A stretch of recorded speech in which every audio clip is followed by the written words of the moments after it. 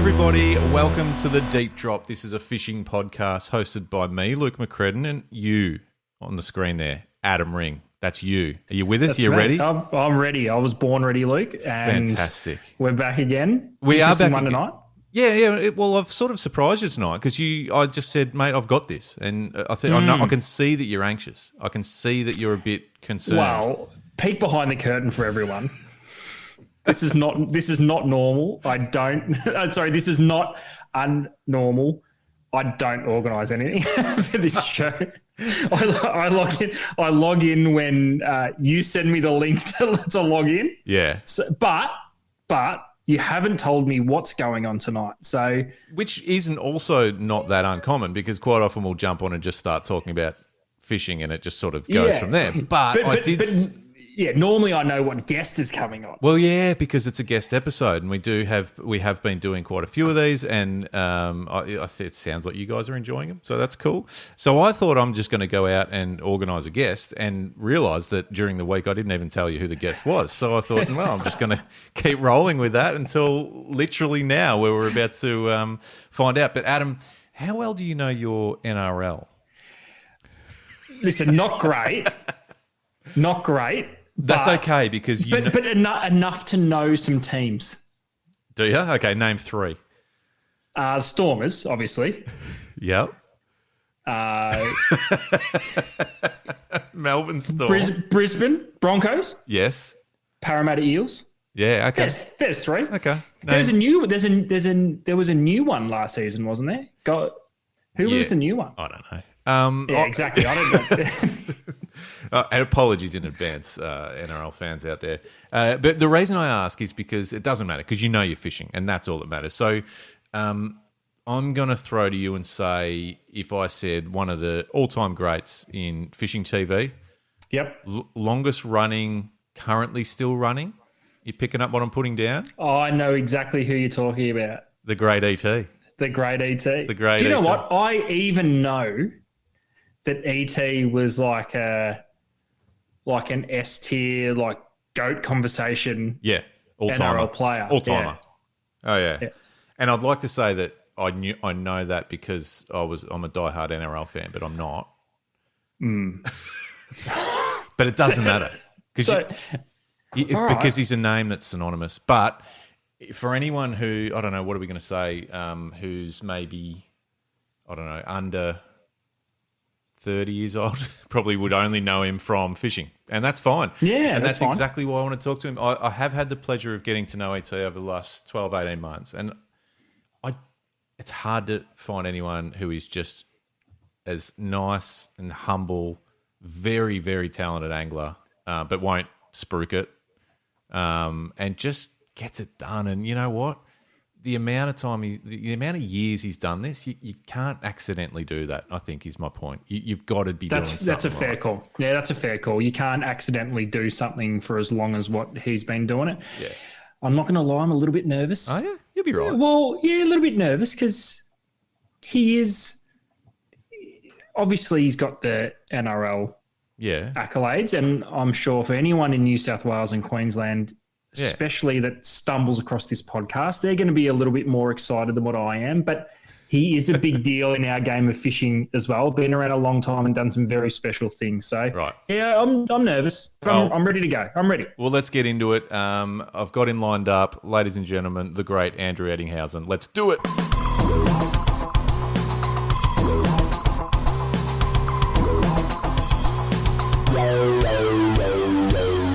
Learning on the fly with this technology thing, because you're not the first to sort of be screwed around by it, mate. So apologies. It's good to have you on here, though.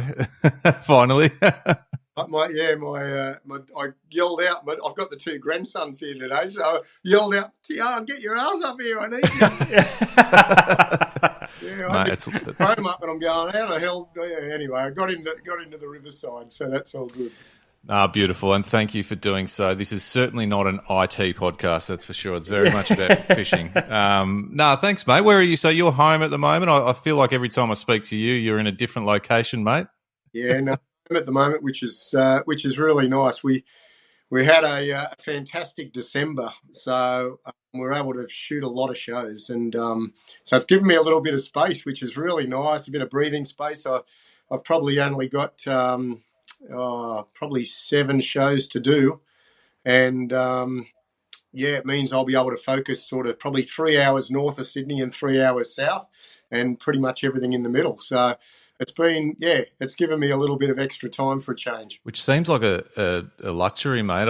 And we've had Andrew Hart on the show, Lee Rayner, obviously, and talking to you guys, I think it's probably a side that people don't realise is that the schedule and the tight time frames you guys work on. It's actually nuts when you dive into it, and even like listening to you there, it sounds like, I've got some breathing room. It's such a luxury.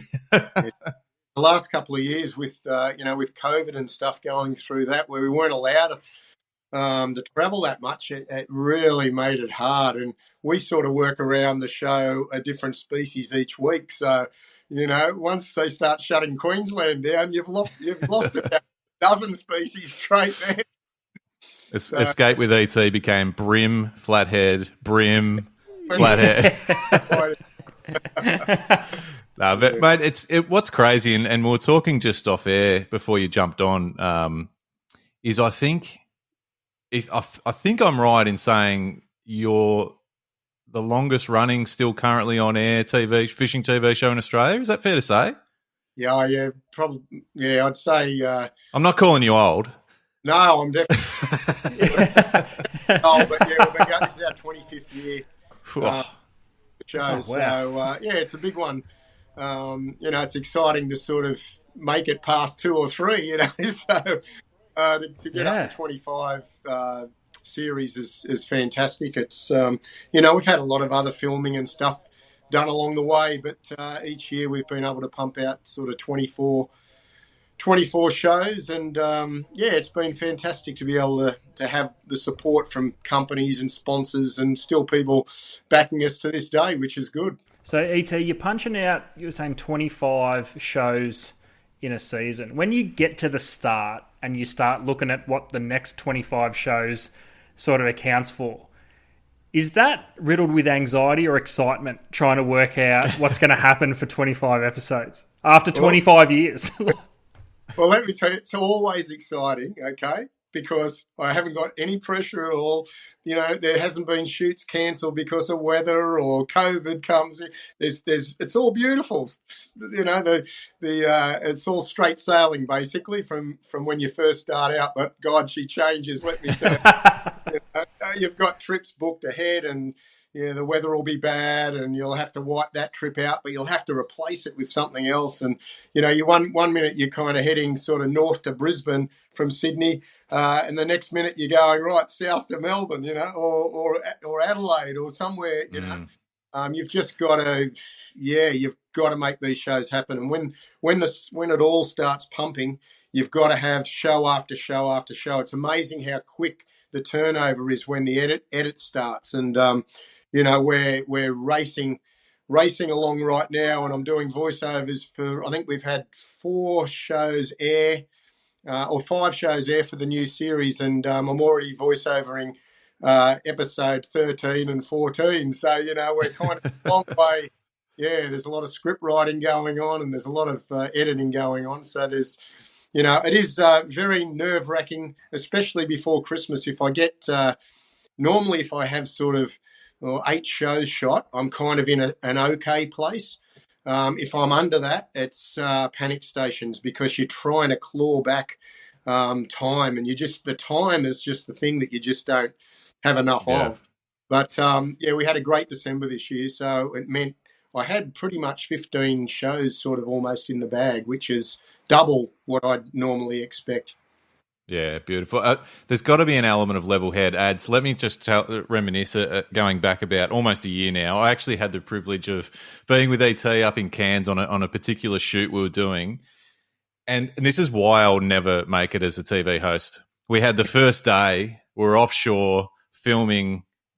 We had a fair bit riding on this film shoot, as well as far as the financial backing. And the weather was shit. The fish weren't biting. I went into panic mode. I'm like, we're fucked here. And ET just put his hand on my shoulder and said, we'll be right, mate. And we were. But it was the first time I've really felt that, oh, man, like we have to get some content here. And it was just ET's level head that made me go, okay, we'll be right. Yeah. I remember that. I could see you and I could tell you. And, it was pretty much like, we had 3 days to film almost like 3 shows. So a hell of a lot at stake. So we were under the pump, that's for sure. But I knew, okay, if we missed that species, we definitely, on the turn of the tide, we'd hit the mackerel at a certain spot. And the guys sort of, they're banking on that as well. So they've got, they've probably got another 3 or 4 species we could go after. So, I wasn't panicking. I've been in that situation times. But if you were to look on paper, though, what needs to go right to produce one season, let alone 25 years worth, like what you've done, ET, but one season, if way back when, you're thinking about if this is going to be a viable thing and you go, okay, well, if I'm going to produce this content, I need to make each episode somewhat different to the next. I've got a country full of insane fishing, but it is fishing, so you can't control the weather. That can turn mid-shoot. You've got fish that can shut off with half a tick of a barometer. You've got fish that sometimes won't play the game. You've got other scenarios in the complete opposite direction where the fishing is so insane, you'd have to be second-guessing yourself going, I can get 6 episodes out of this. We've just got to get the content now. It seems like something that would be really easy to talk yourself out of even starting, let alone going for 25 years. There's a lot to take in. For instance, this year, even in December, while things were going good, we were sort of battling the cyclones and stuff. So they were kind of moving in, and I'm sort of moving further south to try to get away. And I had this, I went into Anaconda up there in Cairns, and I was chatting to one of the staff members there who's in the fishing. And we're talking about, I caught all these great mangrove jack the year before, but we didn't do it in a Surtees boat. Now, all these sponsors all come into it. So I'm in another boat, so it means that I've still got to catch mangrove jack in a Surtees boat. And I'm thinking, oh, my God, this is never going to go to air, this stuff. So I've just chatted away to him, and I said, where do you go fishing? He goes, I live a little bit, a couple of hours south of Cairns, and I fish down there. I said, you haven't got any mangrove jack down there? And he said, well, we have plenty of mangrove jack. I went, holy moly, that's it, mate. Okay, well, I'm locking in with you. So I actually came back in, went down and filmed, and we ended up with a morning session. We got probably half a dozen really nice jacks in the Surtees boat, so it was all good. And then we ended up, after that, we went to another river, the Johnson River, and we ended up with a whole mixed bag of stuff, including grunter and barramundi and mangrove jack as well, which was great. So I'm going, oh, yes, I've got those. And then it was about, we're fishing, and it's about 7 o'clock at night, and I'm talking to my cameraman. I said, okay, we better pull up stumps now. And then I'm thinking, we're up in Tinaroo a week before, and we missed out on the barra up there. Now, I still need to nail a barra show, and I've got all this great footage from the Kimberley, but I've got no Surtees boats or to go with it. And I thought, okay. We came in at 7 o'clock that night. We said, righto, we're going to set the alarm till 10, and then we'll get up, and then we'll drive 2.5 hours up to Tinaroo Dam, right? So we come in at 7, just virtually crash out, set the alarm, 10 o'clock up we are. We drive 2.5 hours up to Tinaroo, drop the boat in at Tinaroo, and fish from midnight, basically, all the way through to dawn, and end up with a 1.3 barra and a 96 centimetre barra. So we kind of that's sort of, we started at 5 that morning and we went right through till the next morning. But you've got to do it, It's sort of like, I ended up nailing 2 shows out of the barra, 2 shows out of the jacks. So just by doing those few days, it paid big dividends. Yeah, that's a thing, being flexible, or not even flexible. It's just being able to have the ability to go, we got to go.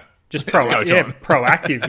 You haven't got time to. You haven't got time's against you the whole time trying to produce the goods. We're out on the reef and the weather. We're supposed to go back today, and I'm looking at the forecast. It's glass out for the next 3 days. I'm going, I said, righto, we're just staying out here. So we had a liverboard boat, so we all went back, and we just, me and my cameraman, virtually just bunked in the little Surtees cabin, and fished our way. Oh, we got great fishing on poppers, and it was an insane couple of days. I think we got 2 or 3 shows out of just staying there those few extra days. Yeah. But yeah.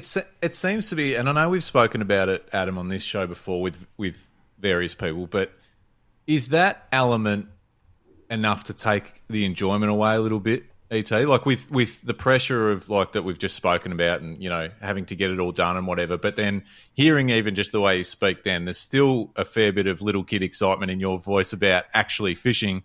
Are you able to balance that even still 25 seasons on?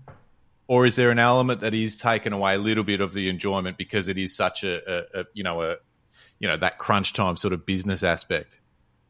Well, often. I mean, this was a really good year, so I've got a big smile on my face. Nothing as sweet and rosy as that. Yeah. Is where I've ended up, taking a little holiday break from Christmas through to New Year, and we've gone up the coast with some friends and mad fishing mates, and I wake up every morning and there's no way that I could look at a fishing rod, let alone go out and even join him for fishing. Like, I'm that off fishing, it's not funny. Like, so, wow, yeah. I'm almost depressed even at the thought of fishing. So that's how much, when things aren't quite going wrong and you've tried, you've fished your butt off, but unfortunately the fish just haven't been biting, and you've made half as many shows as you've gone out and planned for, and the pressure's on, and you just honestly don't want to. For these 10 days, I'm not looking at a fishing rod ever again. And my mate's out there, he's coming in the morning, he's got his tailor and stuff off the boat. I go, mate, I'm so sorry, but I actually can't physically go and do it. So, there's years where that goes by where the pressure's really on, and you do get burnt out, that's for sure. Doesn't it show you how important, though, ET, that time is to just say, you know what? I love this. Like, I love this sport. I love this hobby. But you can't do it every day of the year. Especially adding the pressure of having to produce content, whether it's television like what you do, or even all these budding content creators on social media that are trying to make a name for themselves in this space. It's just not easy. And you have to find a way to stay motivated, because fishing is the greatest. It can also be the absolute worst. And ET, Luke and I speak about this. We're quite open with it on this podcast. It is the best, but it can test you. It can really test you, and I think it is important to find a way to reset to keep the enjoyment levels. And I think after 25 seasons, I think it's safe to say that you've found that balance. But I'll tell you what, mate, there's some tough days in that 25 years.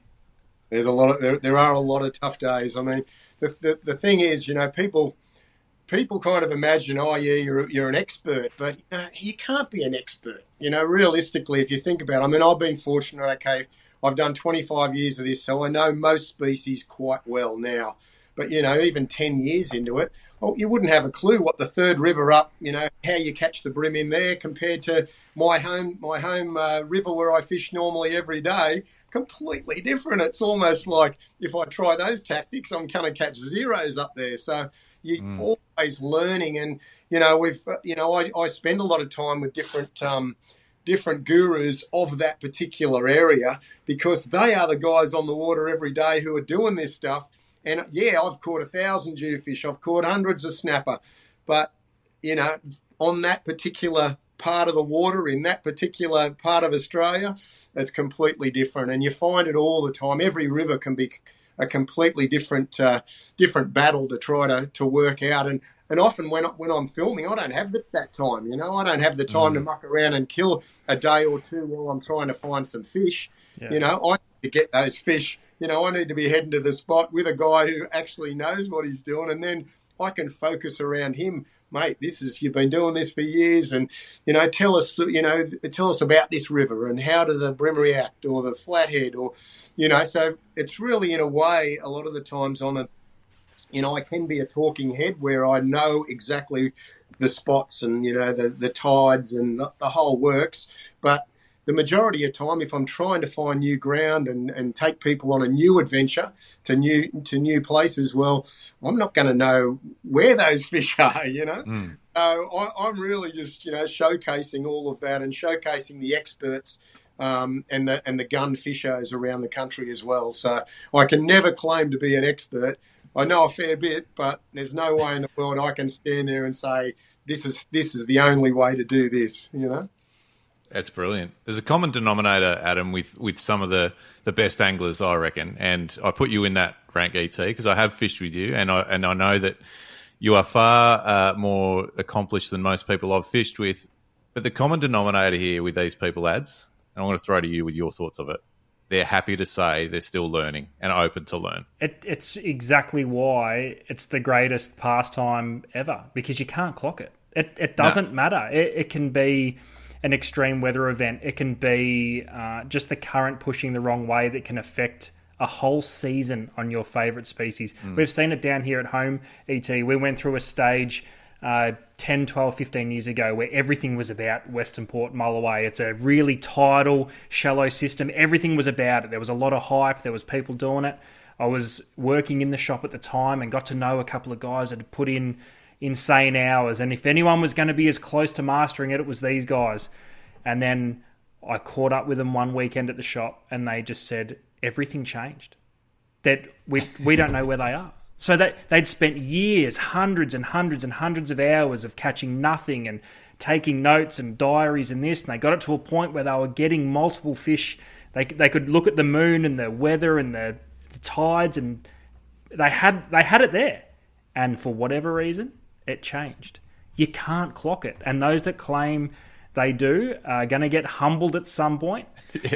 But the ones that claim to be experts are always the miserable ones. Because there's no enjoyment anymore. They think they've got it all. Yeah, well, often I find that, they really know that system so well, and good on them. But, okay, you've caught those fish in that system and you've shown me how to do it. Thank you so much. But that's their system. That's it. Once you move them out, either way. Yeah, that's it. Oh, no, I don't like that.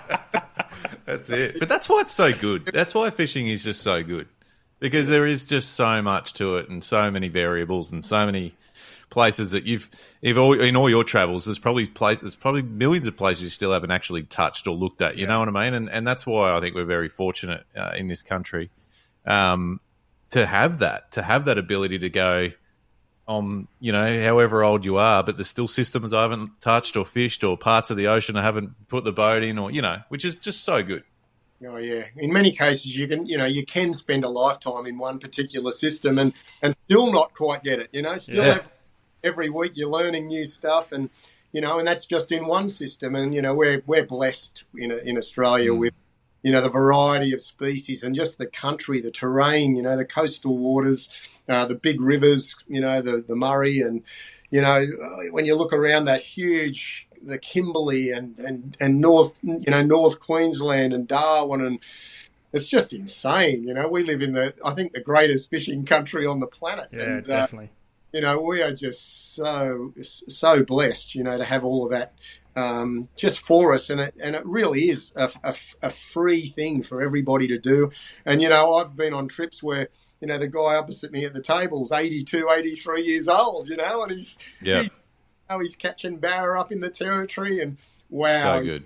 He goes to bed at 7:30 at night so he can get up in the morning. He's fresh as 6 a.m. so he's ready to go for his day, and he in his 80s and he's still going strong. I think, gosh, I want to be like that. Yeah, that's the end game.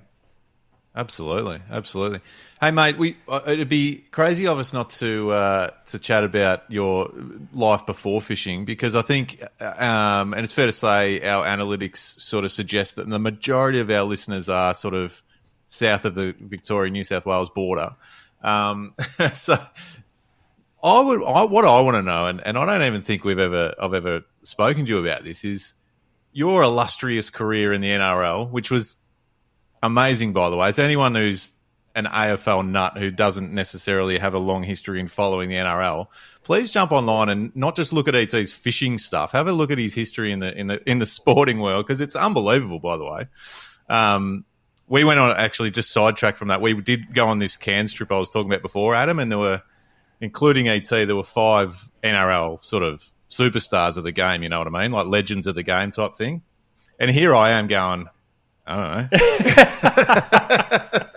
know. All these NRL fans are losing their minds because they're, these heroes, and I'm going, oh, yeah. They like fishing, that's cool. The transition, I suppose, is what I wanted to talk about, because it's something that obviously that sport was obviously your life and such a major part of your life. How does a superstar of a sport like rugby league go, I'm just going to go start fishing for a living and film it? Yeah. Well, it was. I had a lot of, probably my last probably eight years of playing the NRL. Ended up, my options were, okay, when I retire, I could go in and do sports commentary. I could go there and be one of the guys, one of the expert guys standing there, big smiles on my face and talking about Knights game and yada, yada, yada. But I'd played 18 seasons, and I was sort of, I'd got to that stage where I really needed a change. I was sort of like, I was sort of a bit burnt out, I guess. And I was thinking, well, the other thing I love in life is for fishing. And I was very fortunate. The year before I retired, I went on a trip up to the Northern Territory, and that was with Plugger, a Lockett. So, great AFL player. We know him, Luke. And Rex Hunt. And so Rexy's invited myself and Plugger on this week trip up to the Northern Territory. And we have had the best time, right? We're lazing in the pool after a great day of fishing. And, me, Plugger, and Rexy goes, well, ET, how do you like my office? And I just went, Rexy, mate, this is what I want to do. He said, you do it, son, you do it. And so, so that was really set me on my path. And my last year of rugby league, which was in 2000, I thought, right, I'm going to retire at the end of this year. My contract, it was a 5-year contract. It was up at the end of the year. It was all the timing was perfect. And I said, right, I'm going to have to get this show up because I want to be able to roll straight into it. I don't want to be, sitting around at the end of my footy career and not have anything to do. So in my last off season, I basically set up a production team and got the whole ball rolling. And we ended up shooting 22 shows that season. So every Wednesdays were my only day off training. So I'd fly out after training on Tuesday and to wherever I ended up, might have been Brizzy or further north, and we drove and we went fishing and we created these shows. We ended up that year having a fair bit of luck, and we got 22 shows shot. So, and at that stage, it was Fox 8 it was, who took us. Fox 8, yeah. Fox had just launched as well. And so they were the first people I sort of spoke to, and they said, yeah, Friday night at 7:30. It was like, prime time. Stop it. So we started off and, just Channel 9 bought it from there, and at the end of that year, and then I rolled on for the next 8 years with Channel 9, and then after that, been with Channel 10 for the last umpteen years, yeah. Yeah. So the first season you filmed, you were playing still? Yeah, I was still playing. Oh, right. I was training Tuesdays, Wednesdays off, Thursday, Friday, fly out or play locally at Shark Park. So, yeah, it was a very busy year, let me tell you. And it was the last year of my footy, so we had like big farewell sort of functions. And, yeah, it was a pretty big year that last. Far out. I reckon. That's incredible. So I'm just doing the math. So your fishing TV career has now, for a few years, outlasted your footy playing career. Yeah, that's right. I ended up playing 18 years with the Sharks. I had 2 years with an English side, Leeds. And so Leeds over in England, when I was I just turned 20, they asked me if I'd come across, and at that time, England, their season over there was our summer. So they ended up, I basically had finished the last game for the Sharkies. I'd hop on the plane on Wednesday, fly over, and I'd be playing for Leeds on the Sunday. I'd play 6 or 7 months over there. Then I'd do exactly the same. I'd jump on the plane, and the next weekend I'd play the full season for the Sharks. So I did that for a couple of years. So I ended up, playing about 40-odd games over there for Leeds, and had a fantastic time. It was very different, whole different experience, that one. But that was in my early days when I was 21. Jeez, yeah, that's a bit happening. I want to know, was there a point where you noticed there was a point where you started getting recognised for fishing over footy? Oh, yeah, I mean, those first few years, every time I travelled down to Victoria to do some shows, past the building site or whatever, because you got to remember, back in those days, there was only Rexy on Channel 7 and me on Channel 9. We're on at the same time. Rex would call me straight after, and he'd go, "Mate, great show tonight." It was a really friendly relationship, but there was only the 4 channels, Yeah. And so we're on for probably 10 years. There was just Channel 7 and Channel 9, and we just battled away against each other and just had some fun. But I'd end up so we had big audiences back then as well. Like we had audience, probably 400,000 plus viewers every week. So, which was quite a lot for a Saturday afternoon at 5 o'clock. And ended up, I'd go down there and you'd go past the building site and the blokes would be, "Hey, that's that fishing bloke," for a boot,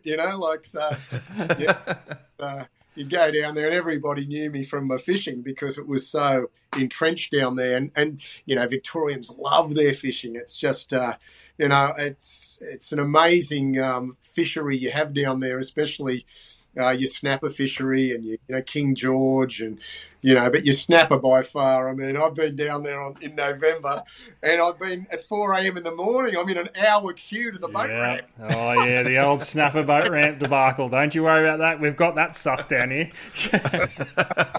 Mate, yeah. I think it was marlin up the coast, so they're all, I've got mates from down there. They're going, "Oh, you're going to come and join us in March, or you're going to April. We'll be up there for sure, and we'll be getting stuck into the stripies."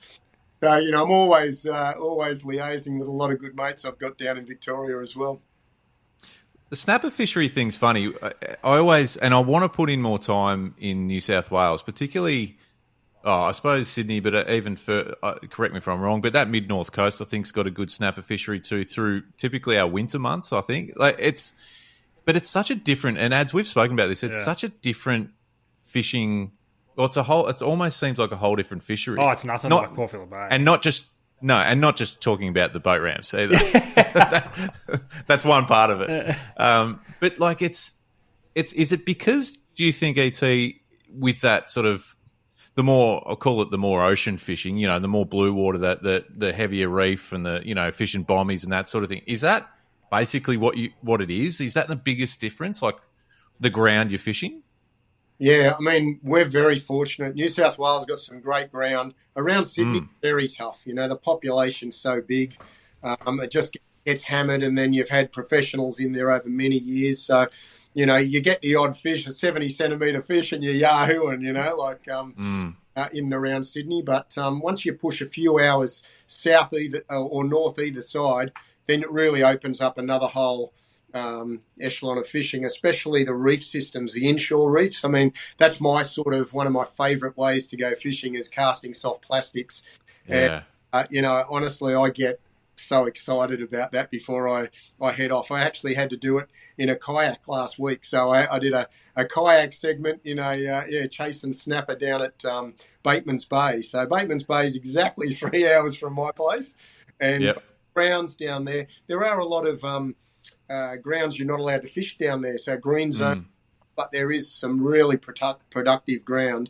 And pretty much I just take, as many soft plastics as I can get and away I go. And I'm often fishing water between, say, even down to 3 metres, so that's 3 meters out to say 30 meters is a really good zone, and you can so many reef systems, so much bait's insane. Like, and you can even catch marlin this time of year along those same sort of grounds. But really, it's a real fun way to go fishing. And I know that I've done port fillet many times. I actually have never really soft plastic port fillet, but I've done a lot of bait fishing, with your whiting and all your top baits, because I've had some great guys who I've been able to do it with, over the years, and it's terrific to go with those people who just have that passion, and they're so excited, and they've been doing it since they were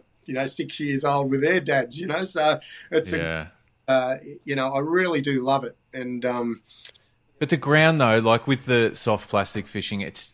I just look at it, and again, maybe it's because we've grown up in the bay here in Port Phillip Bay, but it's not as conducive to soft plastic fishing. And you're getting, like, we've done a lot of it. Adam and I, we've done a lot of it together over the years as well, and it certainly works. But when you know you're out over some reef, you've got some really good tidal flow and ocean currents and all this sort of thing, you just go, this makes sense to be chucking big plastics around with every chance of getting a meter kingy bycatch. It's all that. Yeah, you get your pearl perch and a whole range of fully matched low water, and they all fight hard. So, and getting a really good snapper out of the kelp, on the kelp beds, you find the kelp beds, and, you're casting your lure and it's just drifting down, and next minute, whack. And we often get big long-tailed tuna too, so that's another real weapon of a fish. They'll be like 15 to 20 kilo, and if you have to chase them in the boat, there's no way in the world you'll be spooled in seconds on a 1,000 or a 4,000 reel. But the feeling when you get one of those big girls to the boat, in real shallow water, it's such excitement. Yeah. I was thinking about Bateman's Bay the other day. We've done a bit of it over the years as well, and I know there is plenty of marine park and whatever, but even visually, with the Tollgate Islands and then a couple of little smaller, bommies and islands and stuff as you go along, there's nothing that suggests, like, you look at it and you go, this is fishy. I'm going to have a good day, And if you get it, if all the tides and whatever are lined up, you can have unbelievable sessions there. And we've quite literally, like you were saying, like whether it's over the kelp or over some heavy reef, it's a toss of the coin whether you're going to land a big angry kingy or a real big snapper. And then if you look behind you, there's probably a mako swimming up as well, hanging around. And if you look out on, not too distant or a bit far away, you've probably got some marlin free jumping, and you just go, why aren't I living here? Yeah. Cool. Just to travel a few hours and to have that sort of stuff on tap is really good. A few hours north, you get up to Crowdy Head and you pass Port Stephens, and Port Stephens is amazing snapper ground as well as obviously marlin. I think last year the marlin season was just insane. One of the skippers up there who I talked to yesterday said he had about 130 marlin he'd already tagged by now. Just insane. He actually just fell short of 300 marlin for the season. Now that's incredible. Only for a few months, that's nuts. That's insane. Yeah. So is that a mix of marlin species, ET, or is that mainly stripes and blacks? Yeah, mainly when you have those sessions like that, mainly on the inshore grounds. So they're fishing sort of grounds no greater than probably 50, 60 meters, and a lot of it is sort of 25 to 35, 40 meter stuff, so pretty. Yeah, wow. You can be casting for snapper on those same grounds. Yeah. Don't get that in Port Phillip Bay, Luke. We've got. I thought that's what garfish were. Yeah, big long noses. Changes like we just said. I called him yesterday, and he'd caught about 12 fish for the season so far. So he was about 100 and whatever short of where he was last year. So it just shows massive changes happen from year to year, and the skippers who are very good still are able to work them out, and they'll head out wider and get the stripes, or they'll just chase blues, but those little blacks, when they do run down the coast, it's pretty electrifying stuff. That's awesome. That's really cool. I know this might be a bit cliche, but curious to know, given that you've travelled, for the best part of 25 years fishing and filming and whatnot, and you mentioned changes. Obviously, things can change overnight, week to week, day to day, whatever. Can you pinpoint, or is there anything that sticks in your mind as the biggest change in and let's just talk about the Eastern Seaboard, for example, in that fishery, whether it be New South Wales or Queensland? I know that's sort of, you spend a fair chunk of your time locally and up in Queensland too. Is there anything that sticks out to you over your journey that's really changed for better or worse?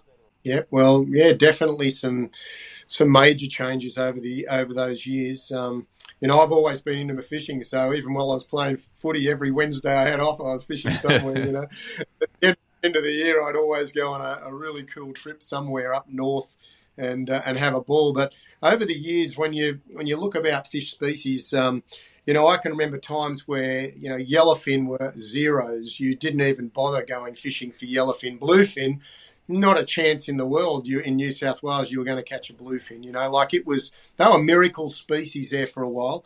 But back in the 70s and earlier, I talked to some of the old guys, and they're saying on some of the reefs that you'd fish for snapper, you'd have 70, 80 kilo yellowfin cruising around a 50-metre reef, just in acres of them. So the changes, and I think fisheries have really done their work incredibly well. Like I look at the stuff that, or the fish that guys are catching these days. Everyone's got a chance of catching yellowfin, and everyone's got a chance of catching bluefin. Honestly, not that long ago, probably just in those years when I first started, we didn't even bother with those species because they just didn't arrive here because they were already fished out. So I think he's done a magnificent job to turn all that around. I know on some of the big trawlers and stuff like that, as soon as the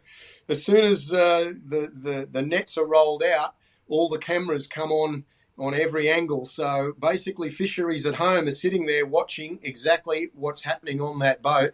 And so every fish that actually comes in when that net comes in has got to be exactly measured, weighed, the whole works, because the fisheries guys are watching every single stage. And even to the point where the fisheries know the water temperature in that one big lot of area, and it could be 20 or 30 kilometres of zone, where they say, okay, professional fishermen, you're not allowed to fish in there.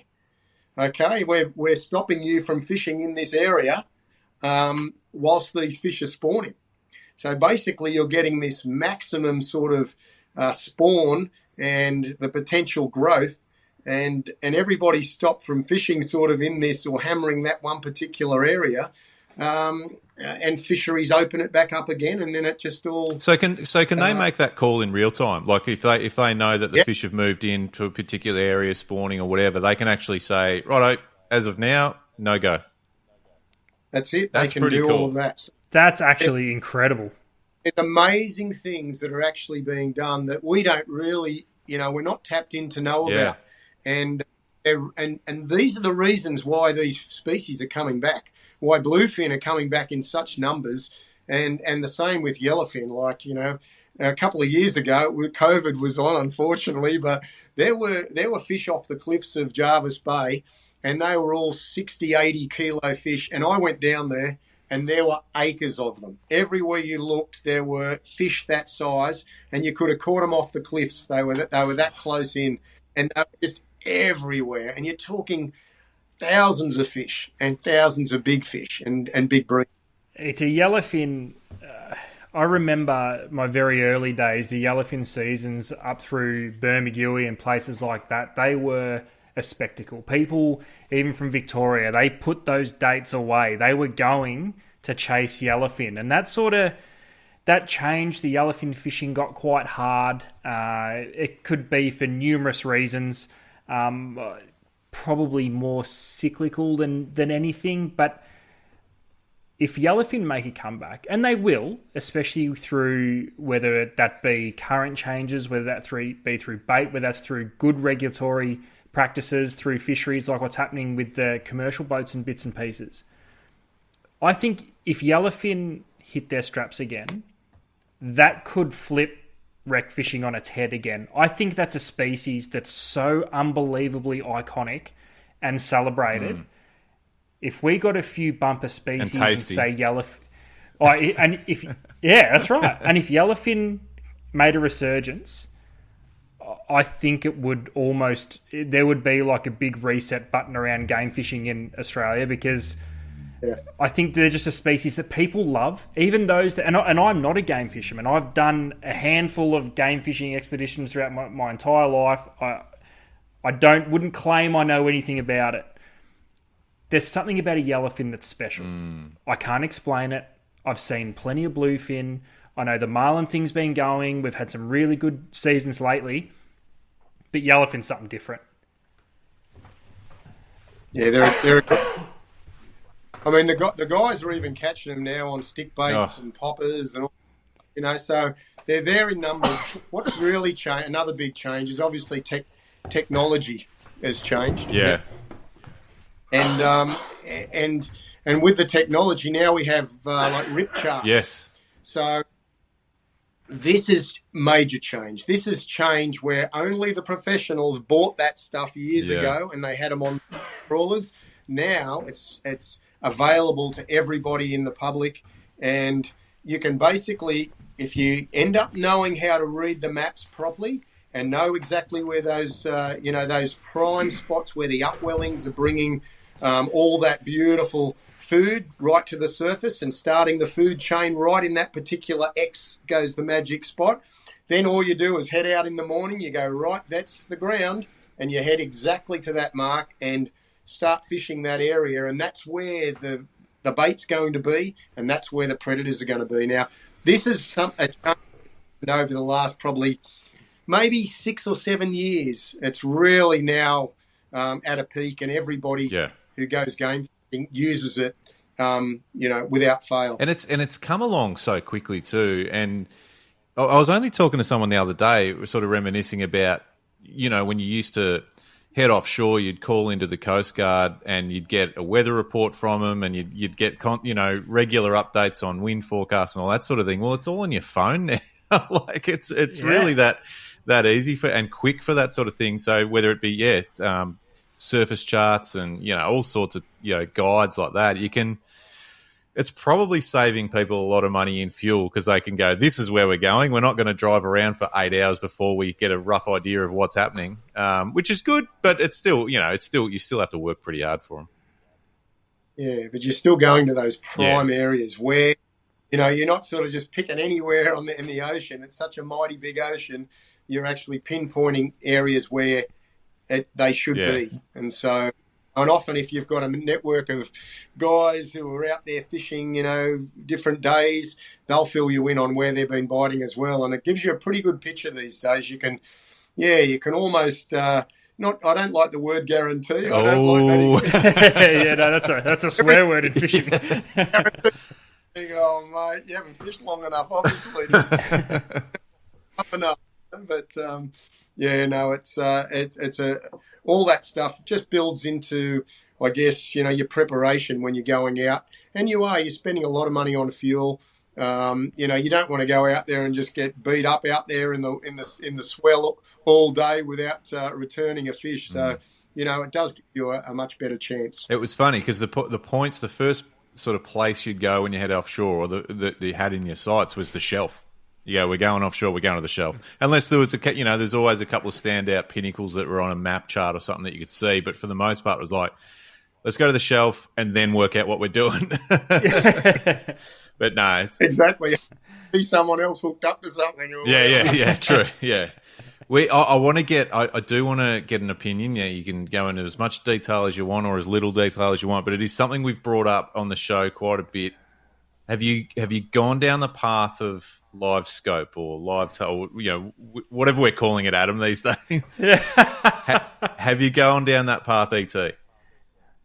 I have to an extent on different species for sure. I have. I had a magnificent experience on Lake Moala. Probably when it first came out a couple of years ago. I met. It was a funny experience. I was fishing a a comp in one of the dams down there, chasing Murray cod, but didn't landed a few yellow belly. That was about it. I'm driving along, and I noticed there was a boat which had mull whaler Murray cod on the side, and I thought, oh, he must be like a charter operator, you know. So I've zoomed over there, and I got up a conversation as you do, and started chatting to him about it. And I said, oh, you've got the live scope on.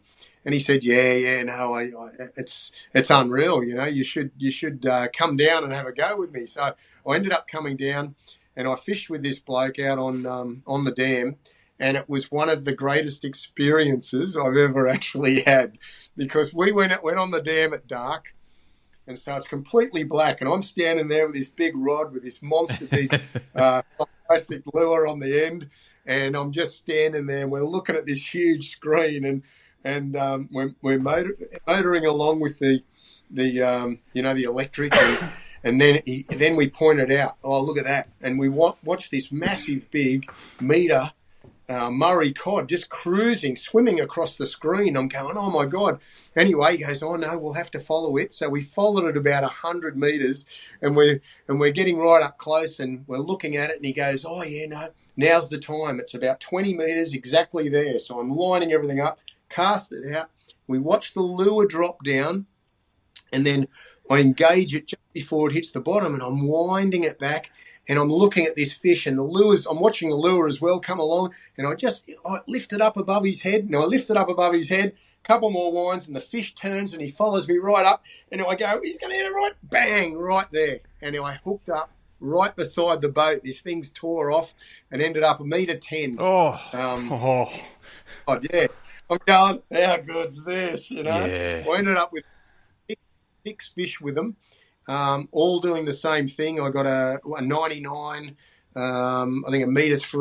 They were my biggest ones. And I'm thinking, this is incredible. Like, if you went out with any other device, like your normal sonar, there's no chance in the way you'd be able to hunt a fish like the way we hunted these Murray cod. It's like stalking, isn't it? It's like almost a right. hunting method. But so, like, and I know it's a while back or whenever you did it, but would you say, you half a dozen fish, you probably only put in a dozen casts, like compared to if you were just out there either with just what is now just a basic sounder, but like where you'd just be banging a few, God knows how many casts. Hundreds.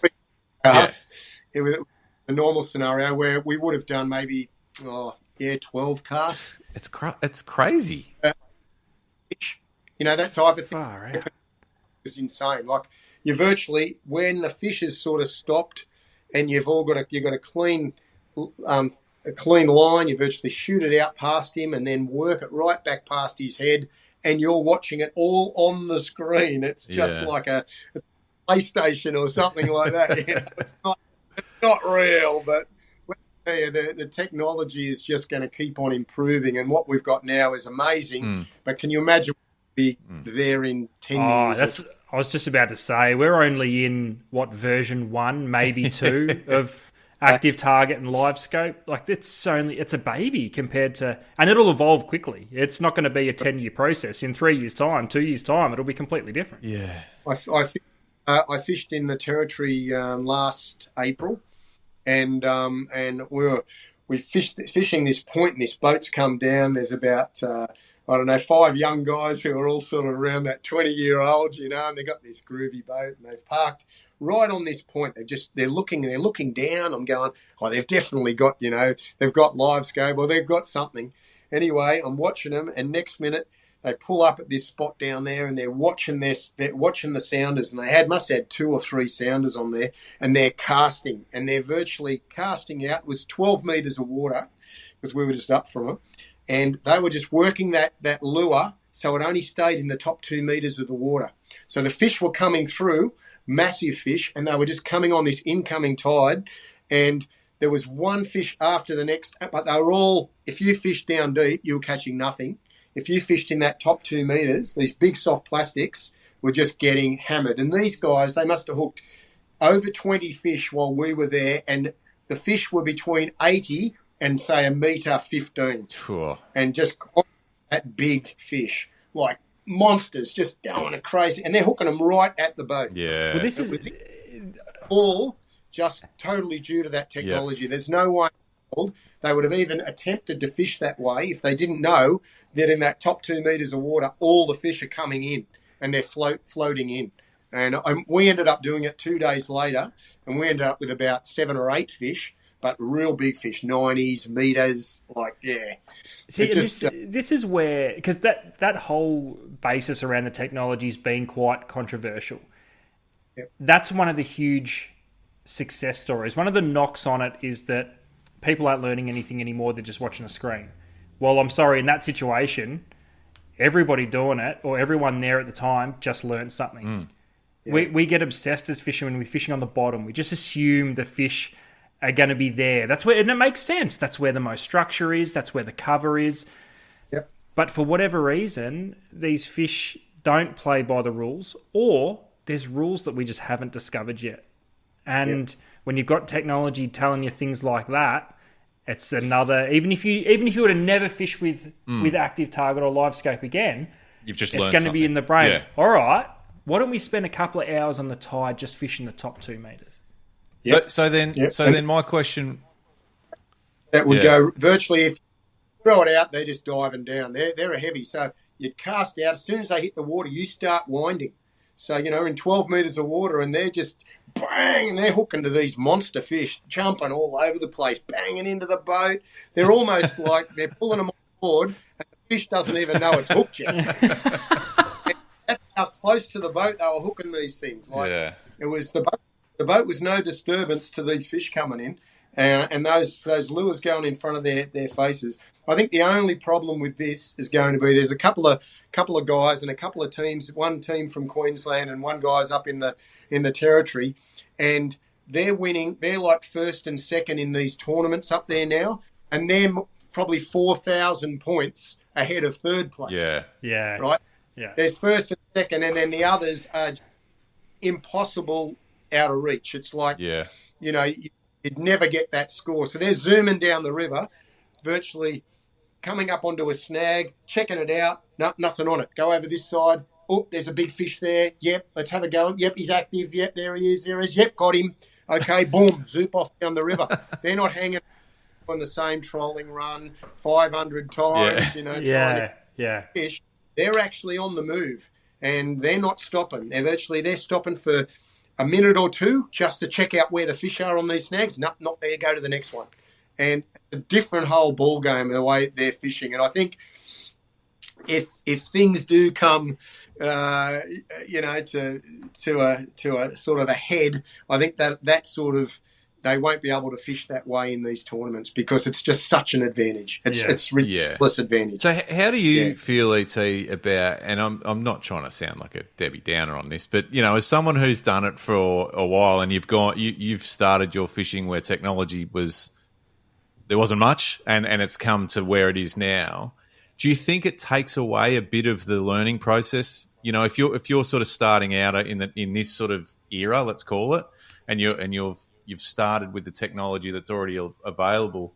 I always sort of refer to there's an element of fishing that we probably all did when we were younger, which is that grassroots sort of fishing, where you really, you're jetty rats and you're just doing what you can to sort of wet a line, and you're kind of learning the hard way, so to speak. Now, I'm not suggesting, the active target and live scope's not hard. Like, it still involves a lot of skill and obviously, and it's an investment as well. But do you think there's an element of it that takes a little bit away from the, that sort of groundwork and the dirty work to get to where you need to be?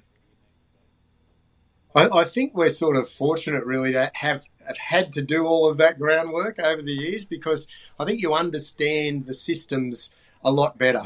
You know that you're looking for bait, you're looking for structure, you're looking for tide changes, you're looking for, the barometric pressure changing at different stages. And, oh, gosh, if I'm there in this hour and a half, I've got a good window of catching fish.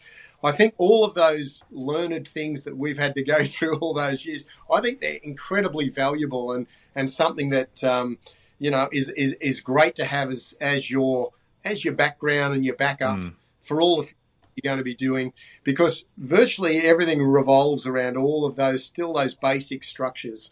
And even with, say, I was saying then, it was the incoming tide that these guys were catching those fish on. At the outgoing tide, where are they going to? They're going to have to learn different skills. There's still a lot of skills that are going to have to be learnt to be able to catch fish around the clock. They have an hour window, they catch all those fish. What do they do now? To me, I go fishing because I love being in the outdoors, and I love all the crocodiles swimming past and the big eagles coming, and all that stuff. I'm looking around, but in the future, I'm sure I'll look down at these screens a fair bit. But I'm still looking around. Yeah, that's it. Yeah, that's right. By the way, guys, the point I raised may be a really good point, or I might just sound real fucking old. So, yes. So either way. There's going to be some, with all the live target stuff, though, there's going to be some brilliant footage of boats running into each other. Because no one's looking up anymore. They're only looking down. Yeah. We need... No, it's quite spooky, actually. Dash cams for boats, please.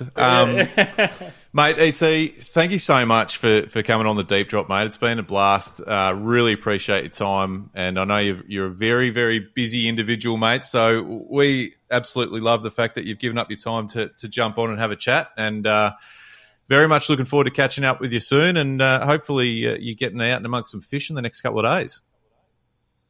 Yep, I've got the sun's getting later at the moment, which is great. So I've only got a 6 a.m. start in the morning on the Georges River, just chasing estuary perch and the EPs, nice. Yeah, the EPs, yeah. So hopefully get some EPs I was up your way last week. I was up your way last week, mate. I saw your home ground there, drove past it a few times. We were up with the Shimano boys, and Mark took us out for a little spin on the river and managed a couple of nice flatties and a nice little dewy too. So it's a very nice part of the world. Right. Yeah, no, it's not a bad place to call home. Absolutely. No, thanks very much, E.T. Loved having you on. Appreciate your time, mate. Good on you, boys. Yeah, great to talk to you both.